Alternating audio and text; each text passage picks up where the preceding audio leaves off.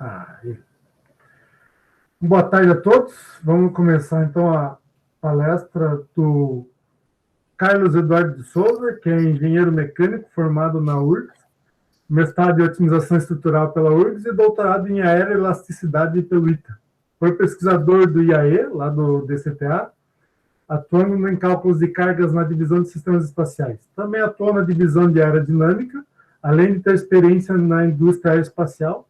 E atualmente ele é professor do Departamento de Engenharia Mecânica da Federal de Santa Maria, atuando nos cursos de Engenharia Mecânica e Aeroespacial. Então a palestra dele vai ser a avaliação do ambiente de cargas mecânicas em veículos de sondagem. Muito obrigado pela tua disponibilidade, Carlos Eduardo, e a palavra é sua. Beleza, obrigado, Jean, pelo convite. Eu acho que é fundamental o seguinte, né? Eu tenho essa experiência aí na área, ter trabalhado um tempo na área e um grande problema que ocorre no Programa Espacial Brasileiro é justamente a aposentadoria do pessoal mais experiente e não entra gente nova, né? Então eu tive a oportunidade de aprender bastante com alguns colegas antes deles se aposentarem, no período que eu tive lá no CTA, e só que não tem essa transmissão de conhecimento da maneira assim, mais adequada. Eu acho que isso poderia ser feito de uma maneira muito melhor, tá? Bom, vou passar aqui, essa aqui é mais ou menos a organização, vou começar aqui a falar um pouco sobre veículos, normas, algumas definições, tá? Que a gente precisa ter em mente. Na realidade, essa apresentação vai ser um pouco mais genérica nesse primeiro instante, porque é para o grupo inteiro, e depois eu vou estar à disposição para quem for efetivamente responsável pelo cálculo de cargas, o pessoal de sólidos, né, de análise estrutural. Então, vou começar aqui, depois a gente vai falar alguns sobre os sistemas, como é que a carga conversa com os outros sistemas, né? Um exemplo de modelo de cargas em voo que eu utilizo, que eu montava, que eu trabalhava, os dados, que é uma complicação, porque a gente tem que conversar com todo mundo, né? Então, carga está no centro do projeto, e alguns códigos aí, um código que eu trabalhei, interface gráfica, que eu acho que facilita bastante, tá? Bom, antes de iniciar, isso aqui eu roubei de uma outra apresentação, eu creio que para vocês não é tão novidade saber onde fica Santa Maria, né? A gente está no meio do Rio Grande do Sul. Então, o FSM foi fundado lá em 1960, o CT é mais ou menos da mesma época, um dos primeiros centros, né, da UFSM. O Departamento de Engenharia Mecânica tem mais de 50 anos, está indo já para 60, e o curso de Engenharia Aeroespacial, a primeira turma entrou em 2015, em março de 2015, então, a primeira turma, uma boa. Alguns se formaram, né? Eu acho que tem uns 8 ou 10 só formados, tem alguns da segunda, então vocês sabem bem como é que é. O pessoal começa aí, o arrasto aumenta, né? Então não é todo mundo que consegue chegar junto com o curso ali. Então alguns levam alguns semestres a mais, mas a primeira turma já deve estar saindo toda, e a segunda já saíram alguns, agora a gente está começando a ter gente da terceira turma se formando. Vamos lá. Eu, particularmente, eu trabalhei como pesquisador no CTA, eu entrei, era CTA ainda, né, depois virou DCTA, entre 2004 e 2012, tá? A primeira coisa que eu trabalhei lá foi justamente em cargas em voo. O objetivo era calcular cargas em voo em veículos no VLS, mas também sondas, veículos de sondagem, alguns outros que aparecessem lá, tá? Então aqui tem eu vou mostrar um pouquinho mais, falar um pouco mais aqui do VLS, né, um pouquinho só. Aqui é o VS40 com SARA, o VS30, então não é o VSB30 aqui, não tem o booster, mas também eu trabalhei com aeroelasticidade, tá? Então, aqui um modelo no Z Aero do F5 com piranha na ponta. Isso aqui é de um artigo que a gente publicou, então eu posso mostrar, né? Aqui uma interface gráfica que a gente, engenheiro, tem que saber programar, não tem mais saída atualmente. E aqui é uma interface para processamento de dados de ensaios de vibração, tá? Aqui especificamente são ensaios em voo do F5. Mas vamos lá. Então, vamos falar aqui do que me traz efetivamente hoje, né? Então, o ambiente de cargas mecânicas. Então, acho que a primeira coisa que eu quis colocar aqui é o seguinte, a minha experiência está aqui em veículos de sondagem, tá, e veículos de lançamento. Foguete de competição, nunca trabalhei. Então, basicamente, o que a gente tem que saber, qual é o objetivo do veículo de sondagem principal? É gerar um ambiente de microgravidade, tá? Então, ele vai ter um voo suborbital, vai subir, vai ter alguns minutos, que nem o Jeff Bezos hoje, né? Vocês viram lá. Só que os que eu trabalhei não tem um pouso tão suave como o dele, mas quem sabe vocês vão trabalhar nisso, né? Vamos fazer o primeiro foguete brasileiro que pousa em pé e não de bico. O veículo de lançamento, então, o VLS, nosso principal exemplo, o que é o objetivo? É inserir em órbita, não colocar alguma coisa em órbita, um satélite, ou seja lá o que for, né? Ou um carro para levar para Marte, né? No caso, entrar em órbita do Sol. Agora, qual é o objetivo dos foguetes de competição? Eu confesso que eu não sou familiarizado, mas a gente pode trabalhar alguma coisa, pode conversar no final aqui da palestra, ou talvez mais adiante, tá? Em outras oportunidades. Mas imagina o seguinte, vocês querem levar longe, né? Levar alto, com uma certa massa. Então, algumas coisas são bastante parecidas, só que eu não creio que vai ter ainda microgravidade lá em cima. E tem algumas dificuldades para cálculo de cargas aqui que provavelmente vocês não tenham informações, por exemplo, do vento. Mas de resto, tudo está disponível para vocês. Né? Então, aqui um exemplo, por que a gente precisa conhecer bem... Só um pouquinho, deixa eu encostar uma porta aqui. Aqui a gente precisa conhecer bem o veículo que a gente está trabalhando, tá? Porque essa missão que a gente está vendo aqui à direita, aqui um exemplo do VS-40 com o SARA suborbital, é ele que vai determinar o ambiente de cargas, tá? Então, toda essa condição aqui de eventos ao longo do voo é crítica para vocês, tá? Então, eu creio que a maioria deve estar acompanhando o SpaceX, os voos da SpaceX, né, da Crew Dragon.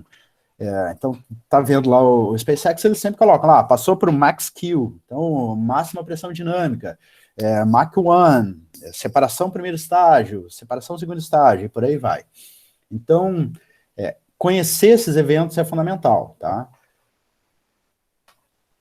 Outra coisa que eu vou também falar já de antemão aqui, é que eu não sei o quanto vocês usam disso, tá? Mas ter os requisitos operacionais, eles são importantes porque eles vão estabelecer a segurança do veículo de vocês. Tá? Então, o que é essa ideia? A lista de requisitos, vocês sabem, né, de metodologia de projeto, vocês podem ter requisito de cliente lá, vocês podem ter requisito de segurança e por aí vai, o próprio requisito de fabricação. Tá? O cliente quer levar uma carga útil até uma certa órbita.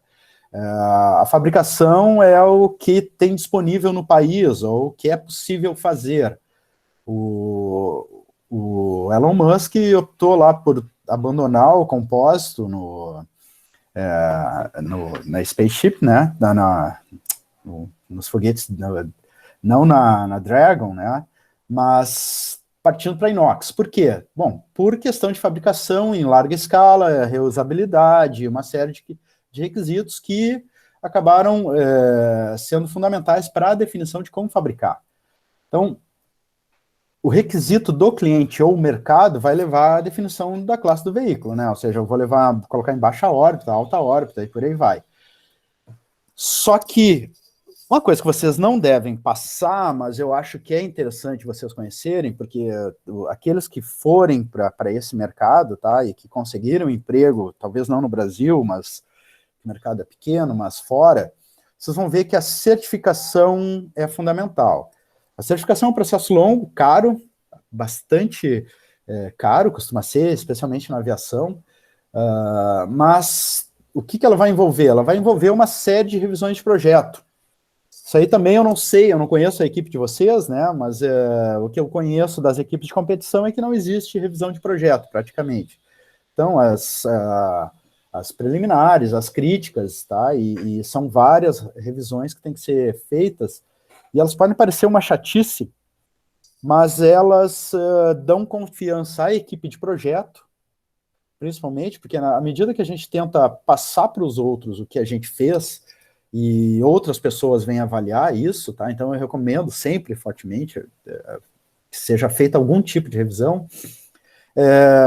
Alguns problemas surgem, e surgem no sentido assim, problemas que a gente não está mais enxergando, tá? A gente está ali focado dentro de um projeto, a gente não está mais enxergando o que está errado, de repente tem uma coisa que é óbvia, mas a gente não enxerga, e vem uma pessoa de fora, ela vai nos ajudar nesse sentido, tá? Então, se vocês seguem algumas normas, como gerenciamento de projetos, vão ver, existem etapas que tem que ter uma revisão. Então, a gente pode utilizar essas revisões aí como alavancagem, né, da melhoria do projeto. E aí é muito importante, as normas, elas guiam o projeto, tá? Elas apenas balizam o que vai ser feito, tá? E o objetivo principal é segurança. Então, tem algumas normas, eu também gostaria muito de saber se vocês conhecem algumas delas, né? Tem essa primeira que eu estou listando aqui, que é 14300, sistemas espaciais. Então, as brasileiras, elas são cópias ou traduções das ISO, principalmente. Então, a estrutura do programa, isso é fundamental, isso é bem interessante, tá? A gestão e organização do projeto, com etapas de projeto e tudo mais. E, além disso, existem algumas com específicas do projeto estrutural, tá? Então, cargas em ambiente induzido, essa 14622, e algumas outras também, níveis de carga para qualificação estática de veículos, ou seja, vamos fazer um ensaio estático aí do veículo. Então, como é que a gente determina os níveis de carga para fazer esses ensaios, tá? Bom, existem muitas normas, vocês podem pegar essa Mil Standard 1540, né, a Militar Standard americana, e ainda normas europeias. Elas são bastante interessantes, elas podem parecer chatas no início, né, o cara quer fazer cálculo, o cara quer projetar, quer programar, quer ver a coisa acontecer, mas essas normas eu recomendo fortemente que tenha uma equipe, ou tenha 2 ou 3 aí, que tenham essa familiaridade com as normas, tá? Não que vocês tenham que seguir tudo, mas algumas coisas são bem interessantes. Mas principalmente por causa disso aqui. Atender um requisito não leva um veículo eficiente. Eu tenho experiência profissional minha no projeto de uma aeronave de 2 lugares, tá? De um treinador básico, onde a aeronave foi certificada, mas ela era muito pesada, pouco eficiente, ela era muito boa para manobrar, tinha um probleminha no stall, mas ela era muito pesada, cara, ineficiente, tá? Então, o que leva à eficiência? Não é atender o requisito vai te garantir a segurança. O bom projeto leva à eficiência, tá? Agora, onde é que entra, mas aí, então, não, cara, vai seguir só norma, vai virar um robozinho? Não, então tem isso aqui, ó, criatividade e fundamentação teórica. Então, o cara que é criativo, mas inventa uma coisa que não faz sentido, não adianta. O cara que tem toda a fundamentação teórica, mas não consegue sair da fundamentação teórica, né? O cara sabe tudo lá da teoria de mecânica de sólidos, que nem o João estava dizendo, já estou fazendo sólidos 2, deve estar sabe tudo de flambagem. Tá, mas e aí? O que isso significa num foguete? Tá, então, onde é que vai ter flambagem num foguete? Então, criatividade e fundamentação são fundamentais para que tenha um bom projeto e tenha eficiência. Beleza, então isso aqui eu coloquei, esses slides iniciais aqui eu coloquei antes de falar em cargas ainda, tá? Porque é equipe de competição, equipe ainda universitária, né? Não sei se tem alguém aí que já é formado, que tem experiência em indústria, mas tem uma diferença muito grande quando a gente está aqui numa equipe dessas e depois entra numa indústria e aí a coisa muda de figura, né? Então a gente tem que atender uma série de outros requisitos e parece que às vezes a criatividade se perde em algum lugar, tá? Então estou tentando deixar essa palavra aqui para lembrar vocês que é fundamental ser criativo mesmo na engenharia. Então aqui eu tenho exemplo, tá? Errei aqui, né? Uma certa empresa promete uma altitude máxima em determinado tempo de microgravidade, mas não atingir a meta em operação. Por quê? Porque o envelope do motor tá pesado, porque o tempo de queima não foi adequado, porque o combustível não estava exatamente calculado, né? Ou porque teve vento durante o lançamento e ninguém previu isso, ou a dinâmica de voo estava errada, sei lá. Mas mesmo assim o veículo pode ser certificado, tá? Só que se ele não consegue atingir uma altitude prometida, o cliente abandona e vai para outro. Tá? Então, beleza, vamos aqui. Então, o que são cargas? Tá?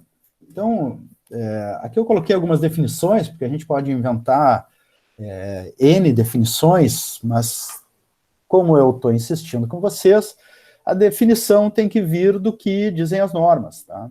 Então, é uma resposta da estrutura às estações encontradas durante a sua vida útil. Então, bem que como está na norma, aqui, during its service life. Eu também eu gosto de citar essa série NASA SP8000, então são vários relatórios que vocês vão encontrar aí na internet.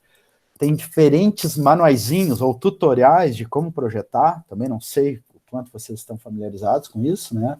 Mas tem o 8099, que é o Combining Ascent Loads Space Vehicle Design Criteria, tá? É 1972, mas é extremamente válido ainda, lembrando que nessa época eles já tinham pousado na Lua, né? Então acho que, e a gente ainda não, então acho que vale o conhecimento deles da década de 70. Então, tem uma definição aqui, o que é a carga, né? Vamos dizer, a carga dependente que é produzida num determinado instante de tempo, num determinado ponto da estrutura, devido a algumas cargas externas aplicadas, entre parênteses, aerodinâmica, e reações internas, tá? Forças internas, por exemplo. Então, estou acelerando um motor, esse motor tem uma massa concentrada e, portanto, vai ter uma força inercial associada a essa massa concentrada, tá?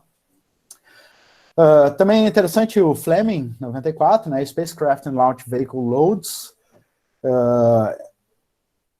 Podem ser, então, as cargas podem ser respostas estruturais, podem ser acelerações locais, alguns carregamentos locais, como cisalhamento, momentos fletores e tudo mais, forças em certos membros, né? Então, por exemplo, eu posso ter uma saia de tubeira lá, tá? Ou uma baia de equipamentos que não tem carregamento nenhum, não tem, é só um fechamento entre dois estágios, mas apesar disso pode ter uma carga ali que é acima do que deveria, tá? E tensões internas.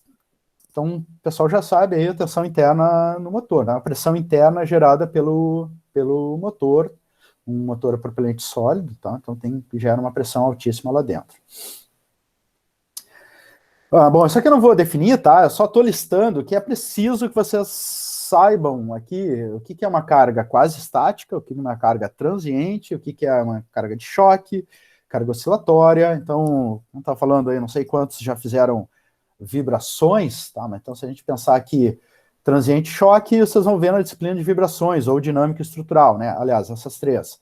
Carga quase estática, mecânica de sólidos, sólidos 1, sólidos 2. Tá, o que é carga agente? O que é carga limite? O que é carga final? Bom, e carga térmica, obviamente, né? Quem está trabalhando com termodinâmica. Onde é que vocês vão encontrar isso? Então procurem lá a ISO 14622, 2000 e a ECS E30 parte 2. Tá? Não vou ficar entrando nesses detalhes aqui. Mas todas essas definições são importantes, por quê? Porque eu tenho quase certeza que a maioria das pessoas vai para carga quase estática. Tá? E acaba esquecendo aqui que pode ter uma carga de choque em certo instante, e o choque pode ser uma coisa bem boba, né? Pode ser um martelo, lá na hora de fechar alguma coisa na bancada, né, de montagem. O cara erra ali o choque na bancada e o veículo de vocês vai para o saco, tá? Porque alguém está pensando lá que a carga é só em voo. Não, então não é em voo. Então também aqui eu posso falar tipos ou origem de cargas, né? Então todo mundo pensa nisso aqui. Eu já coloquei em primeiro aqui, momentos e forças aerodinâmicas. Não, isso aí não é só isso, tá?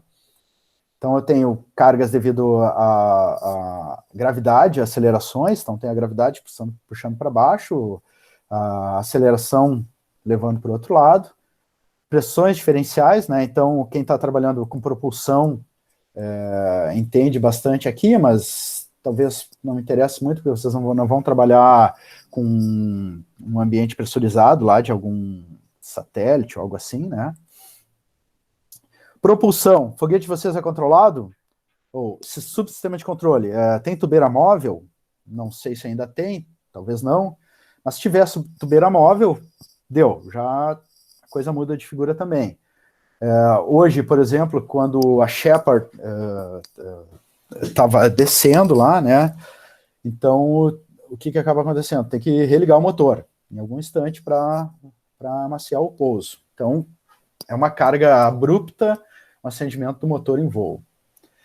Gradiente de temperatura, também não sei se não tem reentrada, né? A coisa talvez não fique tão grande. O problema é vocês montarem um foguete aí no frio do inverno e levar para voar lá no Rio Grande do Norte no mesmo dia. Talvez tenha algum problema. Vibração e choque acústica, tá? Então, acústica é algo que a gente acaba esquecendo. É um ponto crítico, tá?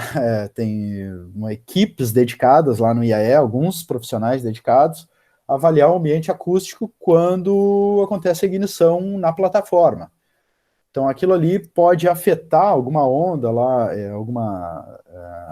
rebatimento lá pode afetar o satélite, pode afetar a tua carga útil, tá?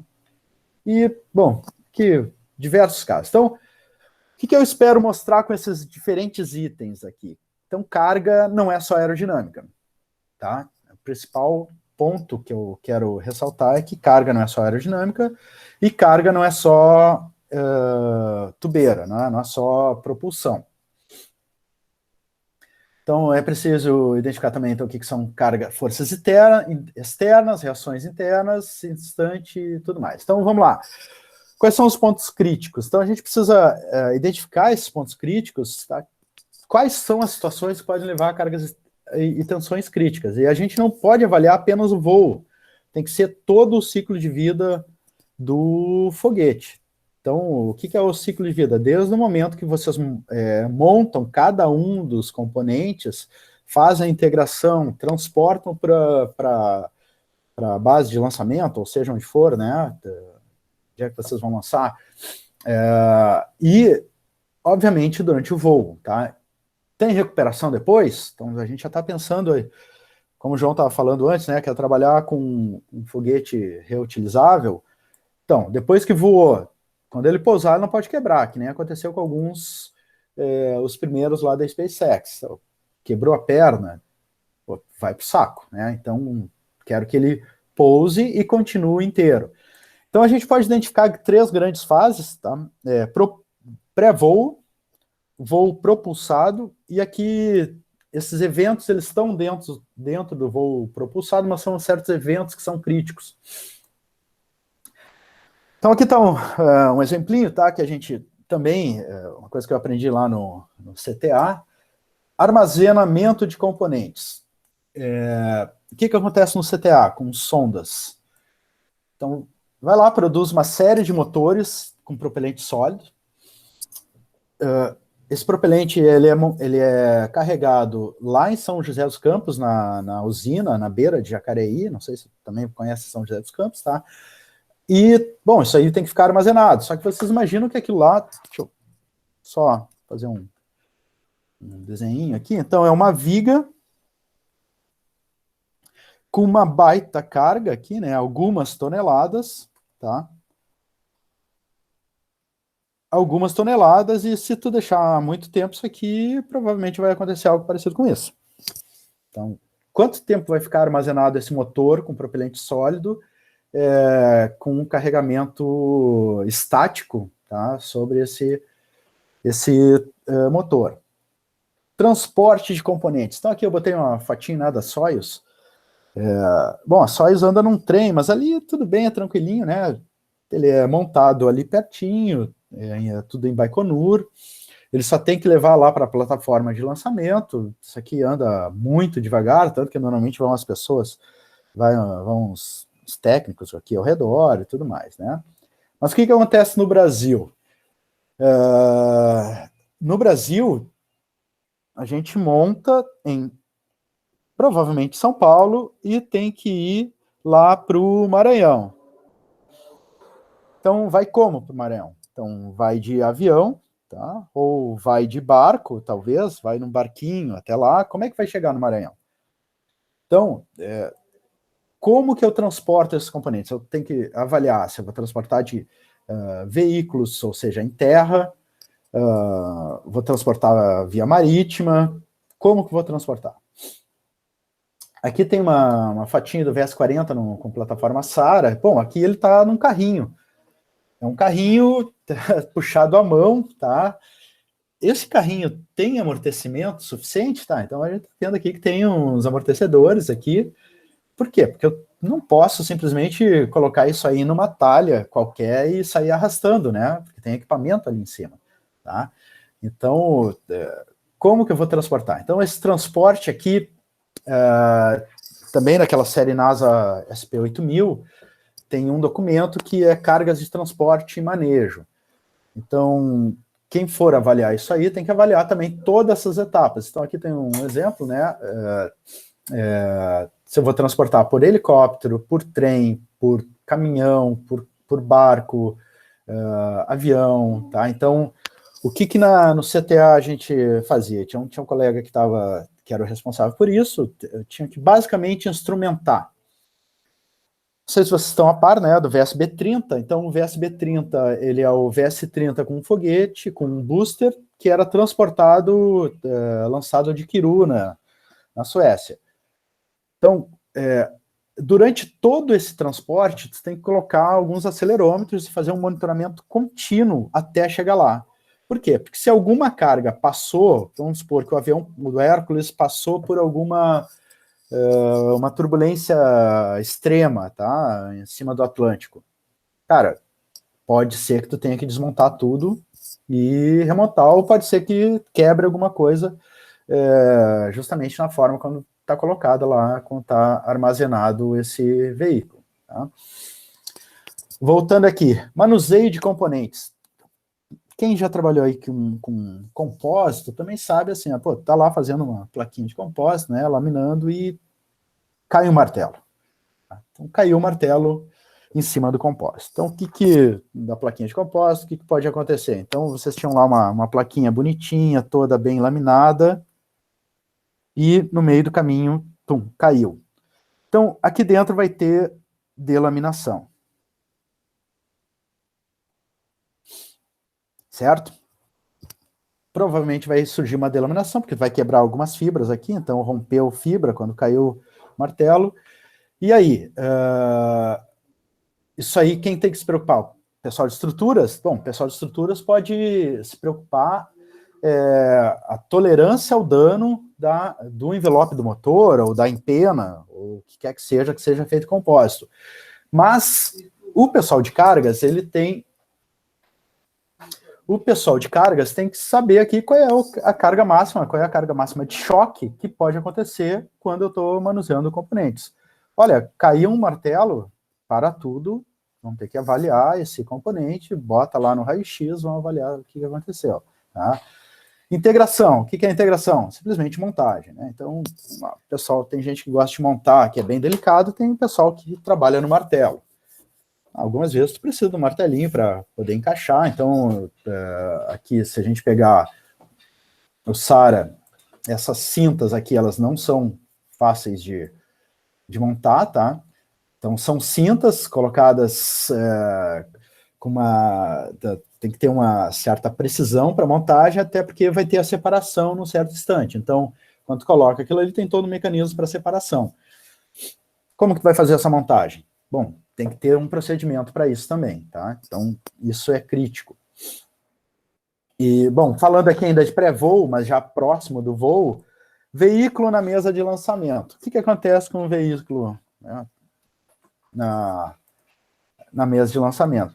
Bom, basicamente o que acontece é que eu tenho lá um veículo que tem sei lá, 50 toneladas, e ele está apoiado sobre o quê aqui?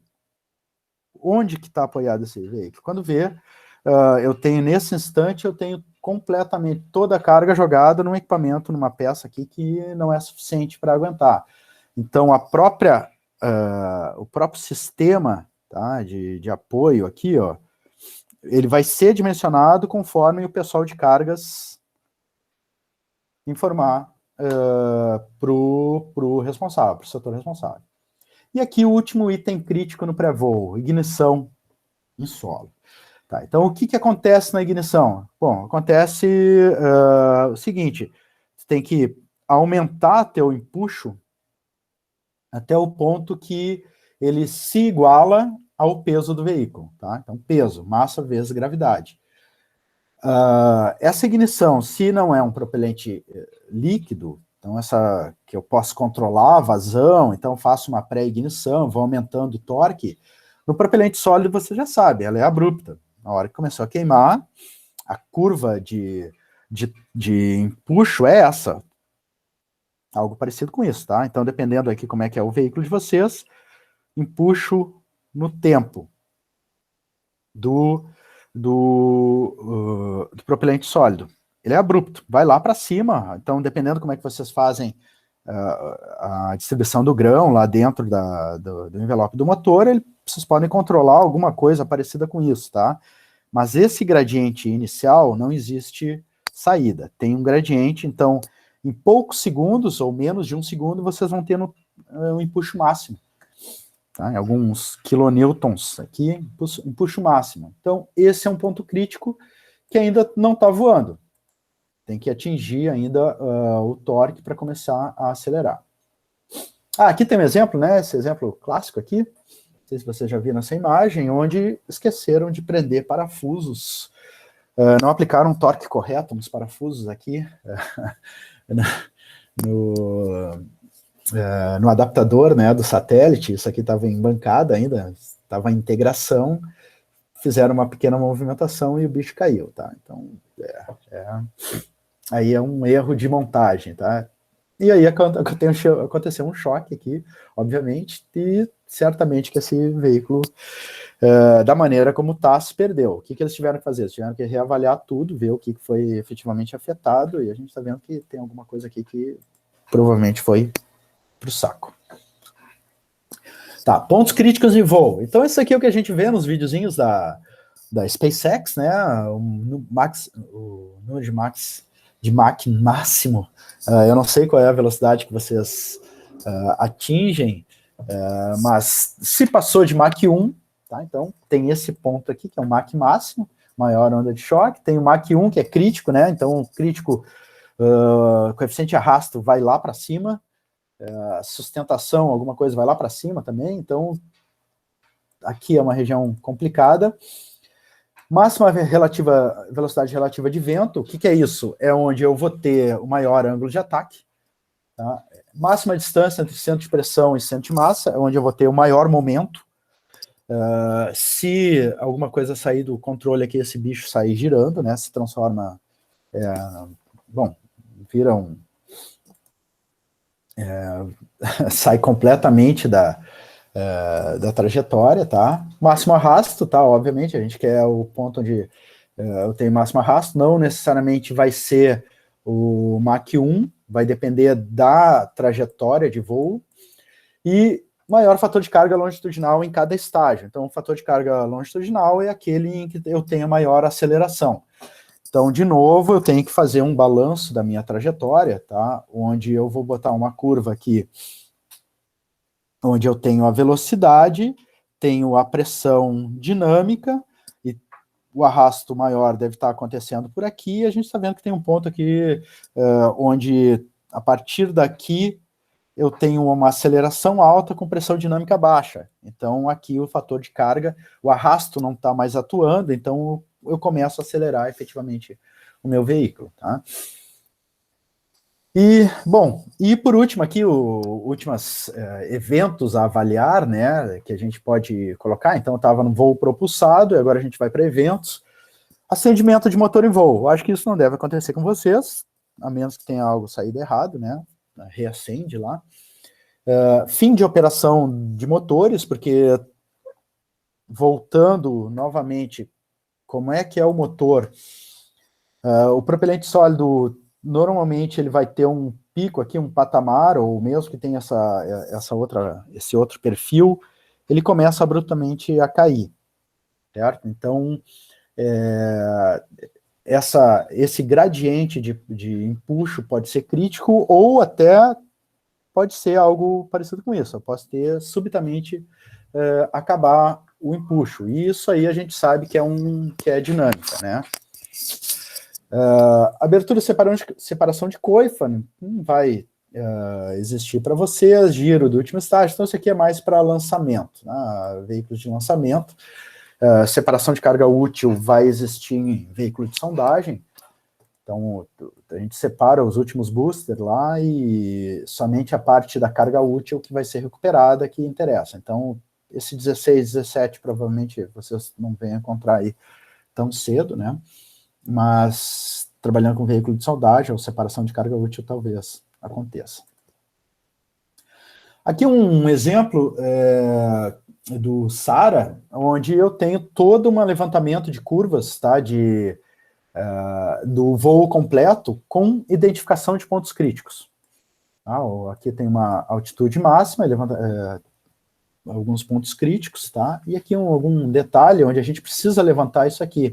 Então, empuxo máximo, na realidade ele ocorre aqui, o Mach 1, ele já acontece logo, tá? É um veículo leve, relativamente leve, com um baita do motor, pressão dinâmica máxima, tá? Em 22 segundos, NX máxima, ou seja, a maior aceleração, lá em 39 segundos, aqui é tempo em voo e altitude, velocidade longitudinal máxima, ou seja, não necessariamente a maior aceleração, né? Chegou naquele ponto lá e aí a partir daí não tem mais propulsão, a propulsão está praticamente acabando, né? E uma separação de primeiro estágio lá em cima. Tá?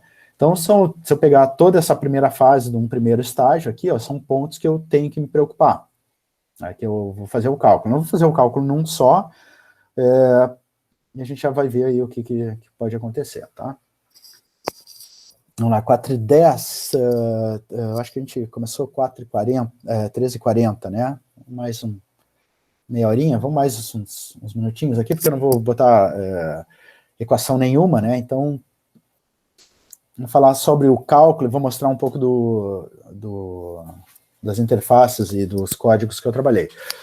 Matriz de projeto, tá? Então, matriz de projeto eu acho que também é fundamental, é algo que deve ter nos projetos, porque ela permite, especialmente de veículo, tá? Um veículo, um foguete, tá? Porque ela permite identificar o fluxo de informações entre as diferentes disciplinas, tá? Então, é algo parecido. Na horizontal tem saída de dados de uma caixa, na vertical a entrada. Então, esse aqui é um exemplo da matriz de projeto do VS40 SARA, então, a carga está aqui no meio, ó. Então, o que a gente vê em amarelo? De quem ele recebe informações, e em verde para quem ele manda, tá? Aqui a análise acústica, como a gente não tinha na época, eu deixei aberto aqui, mas basicamente, o que a gente pode ver aqui? Deixa eu tentar dar um zoom aqui. O que é a configuração básica? Então, configuração básica é o dono do projeto, tá? É o gerente. Espera-se aqui que esse cara tenha informação do veículo inteiro. E vocês vão ver aqui que, da maneira como a gente colocou, todo mundo manda para a configuração base. Configuração base, o gerente ele não pode estar perdido, ele tem que saber um pouco de tudo, ele não precisa ser especialista em aerodinâmica, em propulsão, em nenhuma dessas outras disciplinas, mas ele tem que estar a par de tudo. Tá? Por quê? Porque ele é o cara que vai fazer a interface. Se mudou alguma coisa na propulsão, ele tem que saber para quem ele precisa informar que a propulsão mudou. Não é o responsável, o especialista de propulsão, não precisa ficar lá batendo de porta em porta, dizendo que mudou alguma coisa. Lá, ó, o último ensaio, a curva torque no tempo, ou empuxo no tempo, está atualizada. Ele não tem que bater na porta de cada um, tá? Então, aerodinâmica, propulsão, trajetória. Então, isso aqui é interessante de montar. Obviamente, aqui eu tenho apenas um código, né? Um B, um C, 3D, onde depois, num relatório de configuração básica, isso aqui a gente lista quais são as informações que cada um precisa passar. Então, por exemplo, o 3D é uma informação aqui, ó, vinda da propulsão que chega na propriedade de massa.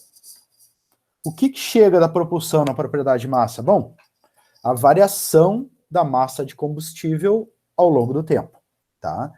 E a propriedade de massa, que é o cara que está fazendo lá a integração das propriedades de massa, né? Massa e inércia, ele tem que saber o que está acontecendo. Porque esse cara tem que mandar informação para um monte de gente. Ele manda para trajetória, para dinâmica de voo, para cargas, tá? Manda para estrutura, manda para controle e por aí vai. Então, essa matriz de projeto aqui a gente precisa montar e tentar atualizar bastante. Aqui eu fiz uma maneira que ficasse um pouco mais visível para um artigo, onde eu só tenho os pontos aqui, né? Mas esse aqui é mais interessante para um relatório, onde eu tenho uma identificação aqui dos pontos de conversa, né? De intersecção. Outra coisa importante, o sistema de coordenadas, que a gente se perde, né? O sistema de coordenadas, algumas vezes, não se preocupa com... assim, cada um trabalha com um sistema de coordenadas diferente e chega na hora, o X de um é o Y do outro, né? Então, ou vocês têm um documento lá que esteja pregado na parede de todo mundo, esse é o meu X, e o meu Y aponta para aquele lado. Então, aqui o que é importante? Tá? Aqui é importante que nesse veículo que eu estou colocando aqui, a origem do sistema de coordenadas está lá no nariz do veículo. Tá? Podem colocar em qualquer lugar. No VLS era interessante que ele estava 1,5 metro acima do veículo. Então, vamos lá. Então, eu tenho o sistema de coordenadas definido, eu já sei para quem eu tenho que conversar, a carga está aqui no meio, conversa com um monte de gente, recebe informações de um monte de gente, como a gente está vendo aqui, e passa para alguns apenas, tá? Então, o que era... como é que eu trabalhava lá, especificamente? Então, a gente tinha um modelo de pontos concentrados, tá? Basicamente, a gente trabalhava no IAE na época dessa maneira, já fazem 9 anos, tá? Desde que eu fiz o último relatório. É um modelo quase de vigas. Então, esse aqui é do VSB 30, voo 07. Isso aqui está num trabalho de conclusão de curso do Renato Medeiros, 2012, que vocês encontram na biblioteca do ITA. Então, a gente posiciona pontos onde? Posiciona, bom, aqui no nariz do veículo, a gente coloca de uma maneira que eu consiga pegar o gradiente de aerodinâmica, porque aqui tem a maior gradiente de distribuição aerodinâmica, aqui nessa região também, né? Aqui o VSB 30, então, ele tem o primeiro booster, aliás, o primeiro motor e o booster aqui embaixo, e toda a carga útil. Então, o VSB 30 era bem interessante, porque cada voo tinha uma distribuição de massa diferente, uma distribuição de pontos diferente. Então, eu montei esse modelo inicialmente aqui partindo da base, tá?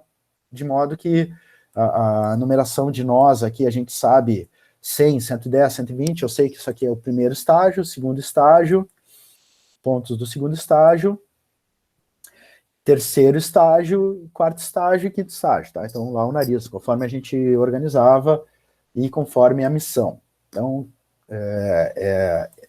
dependendo do veículo, então todo veículo tinha que fazer uma atualização no modelo de cargas para a gente fazer uma rodada, pelo menos, para saber o que acontece.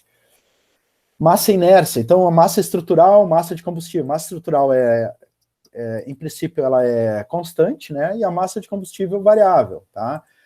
E, de novo, esses pontos que a gente definiu, eu tenho que jogar pontos de massa lá dentro. Então, aqui tem um exemplo do VLM uma versão lá de 2009, tá? O VLM não voou ainda.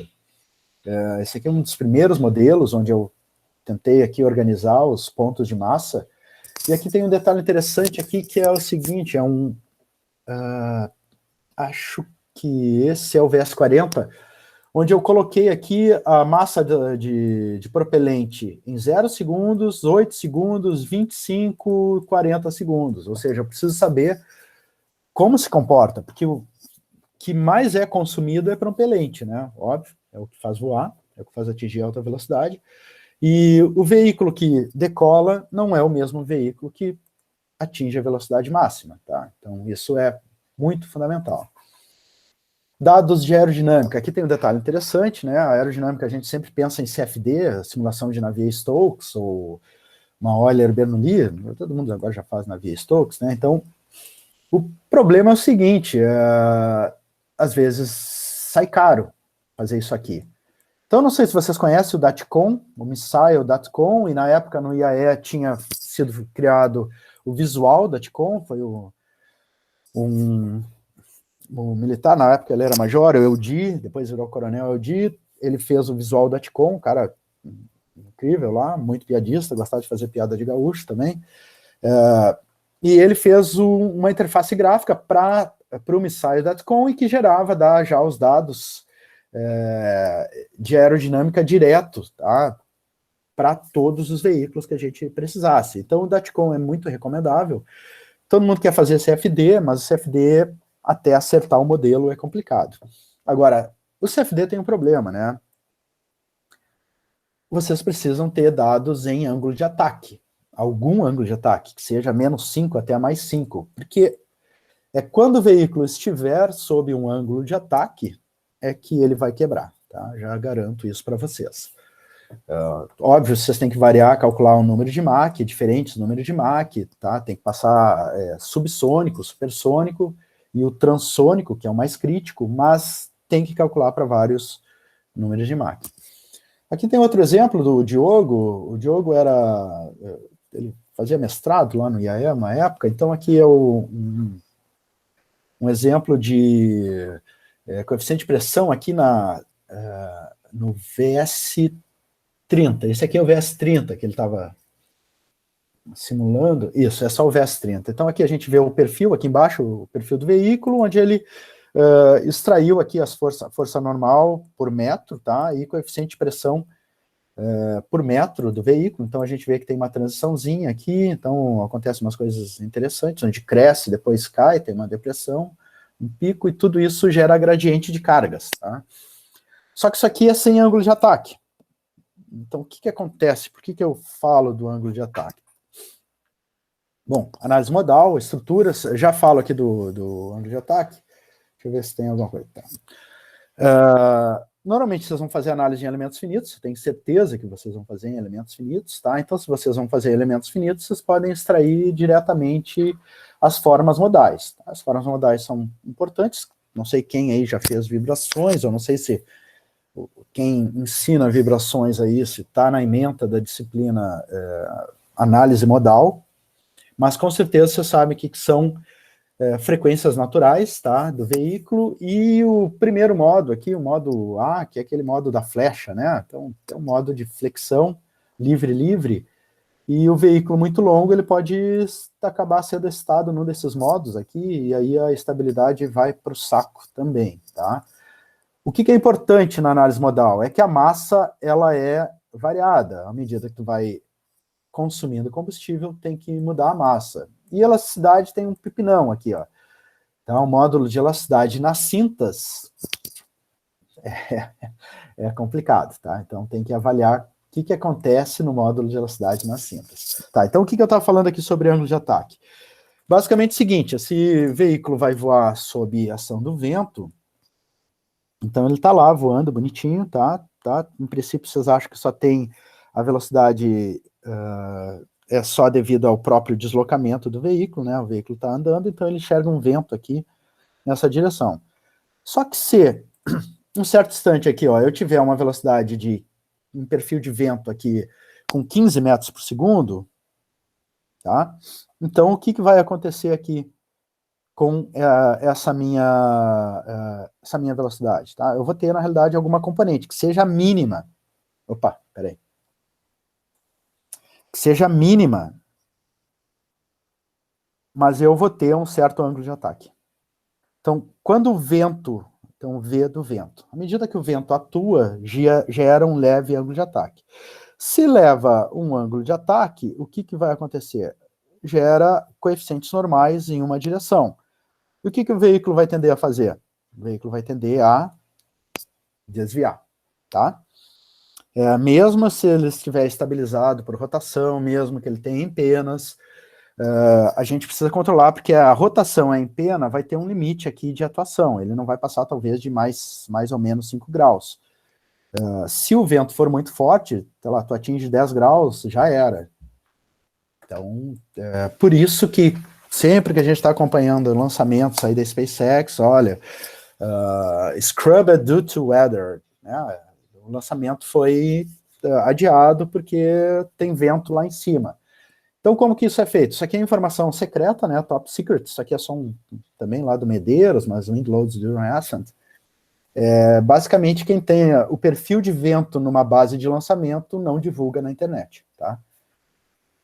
Por quê? Porque isso é informação crítica, né? Se alguém quiser lançar um míssil, vocês podem, estão treinando para isso, vocês podem ser projetistas de mísseis. O vento pode desviar o míssil, então você tem que ter um sistema de controle. Se for um míssil burro, né, sem sistema de controle, ele vai cair não sei aonde. Ou não vai atingir o objetivo pretendido, ou se for um veículo de lançamento, ele vai se desviar, o sistema de controle atua, só que gastou combustível e não consegue entrar em órbita. Então, vento é crítico, tá? Então afeta diretamente o ângulo de ataque. 2.423, então vou passar rápido. Bom, para cálculo de cargas, existe um código que está disponível na NASA ainda. Eu tenho uma versão lá, muito antiga, é de 98, mas é a que eu tenho. Tá? Uma planilha no Excel com diferentes dados. Então, a gente vê aqui aero, DAT, geometry DAT, mass, propellant e tudo mais. E ele calcula para vocês todos os dados, né? Run VLOADs e calcula cargas em certos pontos, tá? Ao longo do veículo. Então, tem um relatório da NASA falando aqui, um manual de como usar esse cara, não sei se vocês já conheciam, tá, mas é interessante. Enquanto eu estava lá no IAE, eu montei um código aqui, o CAR-V, ele é um código que foi feito em cima de outro código, que estava em Pascal, eu passei tudo para C++. Criei uma interface gráfica, porque eu precisava, tinha que fazer 1000 relatórios, então se eu não tivesse essa interface gráfica, eu passava mais tempo fazendo... gerando gráficos do que outra coisa, tá? Vou passar rápido aqui. Basicamente, o fluxograma de cálculo, ou seja, do processo inteiro de cargas, era o seguinte, alguém mandava lá, ó, preciso de cargas para o veículo Y. Então, eu tinha que correr atrás, ou solicitar informações de massa, geometria, modos, modelo de cargas, sendo que o gerente do veículo tinha que saber que essa era a última versão, né? Assim, massa, geometria e modos, para que eu pudesse montar o meu modelo de cargas. Então, isso aqui é um loop, até que a coisa feche. Eu preciso de informações de trajetória, porque a aerodinâmica vai ser calculada, ela tem que bater com a trajetória, tá? Eu preciso saber qual é a velocidade que ele atinge, Mach 5, Mach 2, Mach 1. Então, a aerodinâmica, ela é feita com base na trajetória, e qual é a altitude que certo Mach vai ser atingido. E também propulsão, tá? Então, tendo todas essas informações prontas, eu posso partir, eu montei uma base de dados e eu faço um loop de ventos, ou seja, para cada trajetória, para diferentes ventos, né, perfis de vento, a gente calcula faz uma integração das cargas e faz um pós-processamento. Ou seja, eu nunca vou calcular para um vento só, eu vou ter que calcular para N condições, N ventos possíveis. E o pessoal lá de trajetória tem que estar a par disso também, porque cada trajetória vai ter que bater com um certo vento, tá? Então, a gente faz o pós-processamento, identifica condições críticas e estabelece relatórios. Então, aqui o que eu estou falando é cargas em voo. O código se chama CAR-V. Tá? Então, é um banco de dados, informações da aerodinâmica, análise modal, estrutura, geometria, propulsão, trajetória. Então, uma tarefa bastante legal, assim, porque tu acaba aprendendo tudo, né? Monto aqui uma série de arquivos, um monte de arquivos aqui, os arquivinhos são mais ou menos pequenos, tá? E aqui eu tenho diferentes curvas para diferentes voos, né? Diferentes trajetórias. Eu não vou falar muito sobre isso aqui é uma interface gráfica, onde eu podia escolher a variável aqui é a variação de pressão dinâmica no tempo, então aqui tem a pressão dinâmica máxima, eu tinha trabalhar com dados da aerodinâmica, de trajetória, de um monte de gente, então eu tinha que converter coisas, tá? Tinha, então, sempre conversar lá com o pessoal de trajetória, eram meus parceiros, dados detalhados. Então, depois que os resultados, essa minha interface gráfica, eu precisava gerar relatórios, né? Então, eu tinha aqui informações bem detalhadas. Qual é a maior força em Y? Qual é a maior força em Z? Qual a posição ao longo de veículo e qual o instante de tempo que isso acontecia? E, finalmente, gráficos, tá? Então, isso aqui é força axial no VLS, no booster, no corpo principal e nos boosters, um dos boosters aqui, deixa eu ver qual que eu selecionei, booster 1 e corpo central. Força, cada componente força aqui, então depois tinha as resultantes. Envelope de esforços, então para cargas em voo a gente tem que ter valores mínimos e máximos encontrados em cada ponto, então a gente está vendo aqui que essa região aqui não tinha nada, tá? Isso aqui é FY, então não tem nada de cortante nessa região, posso ficar mais tranquilo, enquanto que um cortante gigante aqui atrás. Por quê? Porque era aqui onde os boosters estavam conectados. Vamos ver aqui momentos fletores, então o momento Y. Ó, pô, se eu não tinha cortante naquela região, infelizmente eu tenho maior momento fletor. Então quem já fez sólido sabe que essa é a posição onde eu vou ter altas tensões, tá? Combinada com a carga axial, essa é a minha tensão axial aqui pode complicar a situação, então tem que prestar atenção nisso. E, bom, então era isso, para não me alongar demais, então conclusões aqui, tá? A avaliação do ambiente de cargas mecânicas é um processo multidisciplinar, então eu quero deixar claro, porque eu já encontrei gente falando cargas, botando cargas igual aerodinâmica, não é só aerodinâmica, tá? Ou não é só aerodinâmica mais propulsão. Tem inércia acontecendo, tem uma série de efeitos dinâmicos que estão acontecendo durante o voo, tá? Então, a gente tem que considerar diversos pontos críticos. É importante que a gente tenha um monitoramento contínuo de dados do projeto. Mudou a propulsão, a aerodinâmica foi melhor feita, mudou a massa do veículo, vocês trocaram lá o aço do envelope por sei lá, fibra de carbono, talvez. Cara, mudou a distribuição de massa do veículo. Alguém tem que estar a par disso, tá? E o cara de cargas tem que estar a par disso. E, finalmente, é o seguinte, esse código aqui que eu mostrei para vocês, esses resultados de interface gráfica, eu tinha começado há 10 anos atrás a passar para Python. E acabei parando, tá? Então, se alguém tiver interesse aí, tá? Por quê? Porque eu comecei programando em C++ usando... nem me lembro, uma interface do Windows, que eu esqueci. E aí depois eu passei para Linux, muito influenciado pelo Jean, vocês conhecem. Passei para Linux e comecei a trabalhar em C++ em Linux. Só que aí, toda vez que eu tinha que passar para outro sistema, para Windows, tinha que procurar biblioteca e tal. E aí eu comecei a trabalhar com o PSide, tá? Por causa da interface gráfica, que é Qt, né, para criar a interface gráfica, e por trás rodando Python normal. Fazer o cálculo Python normal. Isso aqui nunca foi feito, como não foi feito dentro do IAE, a gente pode, de repente, conversar, quem tiver interesse, com o Jean aí, e montar um framework de cálculo de cargas, tá, que seja acoplado com outras coisas. Bom, Jean, acho que era isso, né? Obviamente não falei tudo, mas falei algumas coisas aqui, então dei uma passada geral. Obrigado, Carlos. Foi muito boa a tua apresentação. Me lembrei muito do tempo lá do IAE também, ouvindo todos os termos. Tá?